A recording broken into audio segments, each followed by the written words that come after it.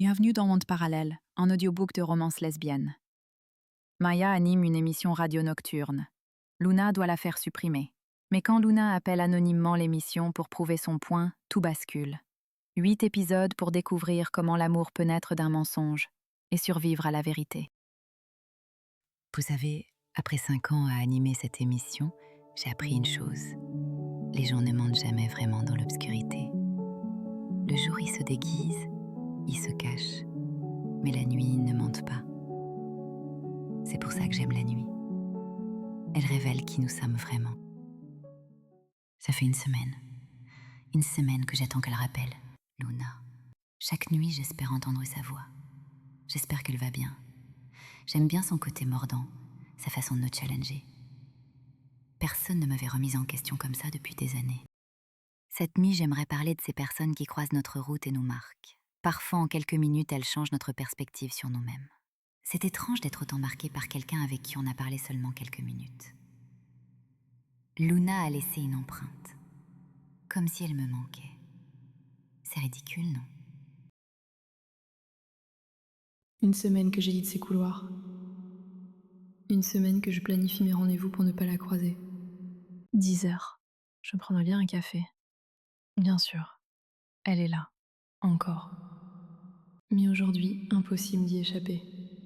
Tiens, Madame l'experte, Maya. on analyse le café maintenant? Il est pas assez rentable? Je fais juste une pause. Une pause dans votre mission de destruction? Comme c'est touchant. J'optimise. Je ne détruis pas. Optimiser. Joli euphémisme pour virer les gens.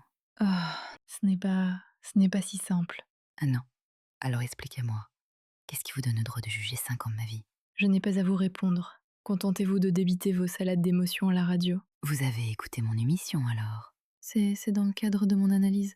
Analysez tout ce que vous voulez, mais arrêtez de me juger personnellement. Je n'ai pas à vous expliquer mon travail. Et moi, je dois vous rendre des comptes. C'est ridicule. Bonne journée. Bonne journée, madame la consultante. Elle m'écoute, mais me méprise. Exactement comme cette Luna qui m'appelle pour me démolir. Décidément, j'attire les emmerdeuses en ce moment.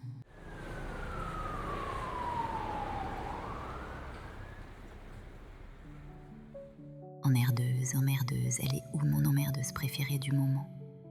Cette nuit, je vais faire quelque chose que je ne fais jamais. Je vais vous parler de moi. Parce que j'ai besoin que vous compreniez quelque chose. J'ai passé cette semaine à me poser des questions que je déteste me poser. Quelqu'un m'a dit que j'étais une charlatan, et ça m'a foutu en rogne. Parce que cette personne, elle a peut-être raison. J'ai aimé quelqu'un il y a des années. Aimer, à en crever. Et depuis, je fuis dès que ça devient sérieux. Alors ouais, peut-être que je suis mal placée pour donner des conseils sur l'amour. Mais vous savez quoi? Cette même personne qui m'a remise en question en quelques minutes, elle m'a aussi rappelé pourquoi je fais ce métier. Parce que parfois, on a juste besoin de parler à une inconnue pour changer nos perceptions. Alors Luna, si tu m'écoutes, merci de m'avoir secouée. Même si t'es une sacrée emmerdeuse.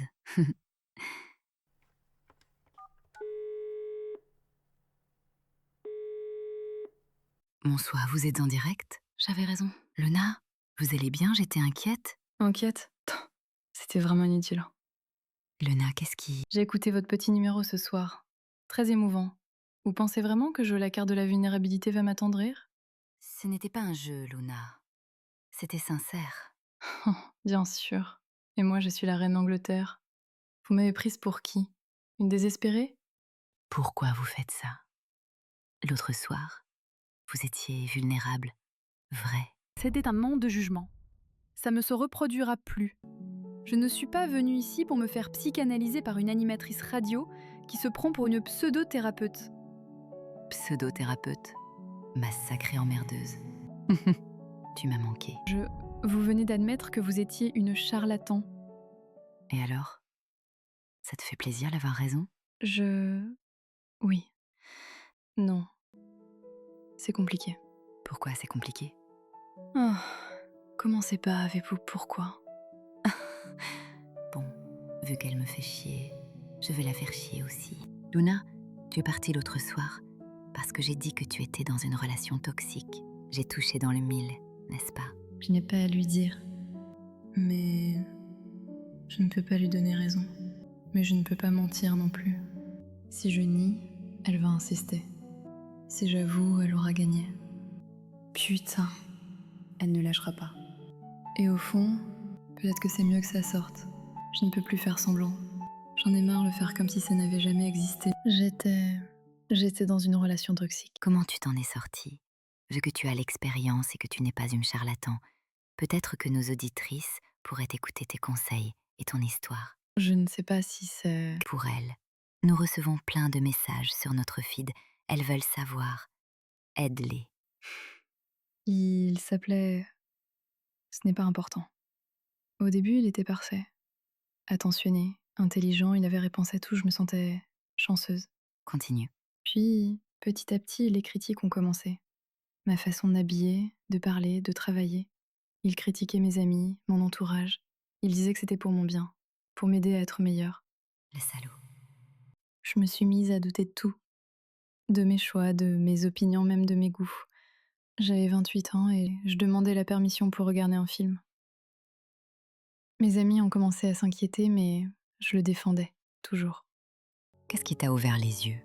Ma sœur m'a dit « Luna, tu étais la plus forte d'entre nous. Regarde-toi maintenant. » J'ai réalisé que j'avais peur de rentrer chez moi. Peur de ses remarques, de ses silences. Ce jour-là, j'ai compris que j'espérais qu'il me quitte. Comment tu t'en es sortie? J'ai planifié. Pendant des semaines, j'ai rassemblé mes papiers, changé de numéro de téléphone, préparé ma démission. Et un soir, pendant qu'il était en déplacement, j'ai pris mes affaires et je suis partie chez ma sœur, sans confrontation. Tu as eu un courage incroyable. Le plus dur, c'est après. Sa voix dans ma tête qui me dit que je suis défaillante, que je ne vaux rien. Un an après, j'entends encore ces critiques. Il est revenu? Il est revenu. Plusieurs fois. Régulièrement. Il sonnait, il frappait, il laissait des messages à ma sœur. Mais on lui a jamais ouvert. Tu tiens bon. Certains jours, c'est dur. Mais j'ai appris une chose. Ouvrir cette porte, ce serait trahir la femme que j'étais avant lui. Celle que je redeviens. Luna, merci pour tes mots, pour ton courage. Tu viens d'aider plus de femmes que tu ne l'imagines. Il faut que j'y aille. Je suis fatiguée. Reviens quand tu veux. Tu as ta place ici. Est-ce pour cela qu'elle cherche le mal partout? Amatrice de slow burn et feel good, n'hésitez pas à visiter ma page Amazon Scala Ayrand.